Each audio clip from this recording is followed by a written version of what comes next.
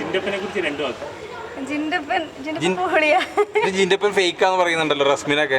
മനസ്സിലാവുന്നില്ല, ആളുടെ ക്യാരക്ടർ എങ്ങനെയാണെന്ന് മനസ്സിലാവുന്നില്ല. ജിൻഡപ്പൻ എന്താന്ന് എനിക്ക് ഇപ്പോഴും മനസ്സിലായിട്ടില്ല. പക്ഷെ ഞാൻ എപ്പോഴും പറയാറുള്ളൊരു കാര്യം, ജിൻഡപ്പൻ എന്തൊക്കെയോ കാണിക്കും, പക്ഷെ എനിക്ക് എന്തോ ജിൻഡപ്പൻ ഇഷ്ടമാണ്. അത് ഈ ജിൻഡപ്പന്റെ ഗെയിം ആണെന്ന് തോന്നുന്നുണ്ടോ? അല്ല, അത് ആ മനുഷ്യന്റെ ഒരു ക്വാളിറ്റി ആയിരിക്കും. ഒരു ക്വാളിറ്റി ഇല്ലാതെ ഒരാളോട് നമുക്ക് ഇത്രയും എന്ത് ചെയ്തു കഴിഞ്ഞാലും ജിൻഡപ്പൻ്റെ അടുത്ത് ആ ദേഷ്യം എനിക്ക് ഒരിക്കലും തോന്നിയിട്ടില്ല.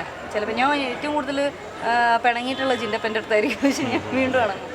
എന്താണെന്ന് എനിക്കറിയില്ല. ചിലപ്പോൾ ആ മനുഷ്യൻ്റെ ക്വാളിറ്റി ആയിരിക്കും. ഇത്രയും നോമിനേഷൻസിൽ പുറത്തു പോകാതെ പിടിച്ചു നിന്നു. അത് ഞാൻ നിങ്ങളോട് എല്ലാവരോടും നന്ദി പറയുന്നത്. കാരണം എനിക്കറിയില്ല, ഓരോ പ്രാവശ്യം ഞാൻ അന്തം വിട്ടെന്ന് ഞാൻ എവിക്റ്റ് ആയില്ല അതെന്താ. അപ്പോൾ അതിനകത്ത് സായിയൊക്കെ ഇടയ്ക്ക് ചോദിക്കുമ്പോൾ എനിക്ക് ഭയങ്കര ക്യൂരിയോസിറ്റി ഉണ്ട് അറിയാൻ. അതേപോലെ തന്നെ എനിക്ക് നല്ല ക്യൂരിയോസിറ്റി ഉണ്ട്. ഈ ജാസ്മിൻ എല്ലാ പരിപാടിക്കും അല്ലെങ്കിൽ എല്ലാവരും ഗെയിമിലൊക്കെ ഇടപെടുക എന്നുള്ള രീതിയിൽ തോന്നുന്നുണ്ടോ? ഞാൻ വിശദമായിട്ട് അതല്ല, ഇപ്പൊ അൻസിബ സംസാരിക്കുന്നതിന്റെ ഇടയിൽ കയറി അവൾ പറയുന്നു അല്ലെങ്കിൽ ജാസ്മിൻ സംസാരിക്കുന്നു എന്നുള്ള രീതിയിൽ പറയട്ടെ. എൻ്റെ ഇടയിൽ കയറി ആര് സംസാരിച്ചാലും എനിക്ക് ഇറിറ്റേഷൻ വന്നു കഴിഞ്ഞാൽ ഞാൻ പറയും ഞാൻ സംസാരിക്കുന്നു.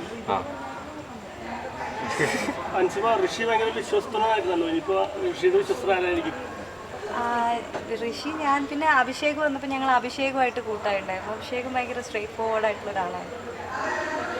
ബിഗ് ബോസ് എന്ന പാഠം എന്തായിരിക്കും? ഒരുപാട് ലെസൺസ് ഉണ്ട്. ഒരുപാട് എടുത്തു പറയാൻ പറ്റുന്ന ഒരു കാര്യം എന്താണെന്ന് പറഞ്ഞാൽ, നമ്മൾ പറയേണ്ട കാര്യങ്ങൾ പറയേണ്ട സ്ഥലത്ത് പറയണം. പറഞ്ഞില്ലെങ്കിൽ പിന്നെ ഖേദിച്ചിട്ട് കാര്യമില്ല.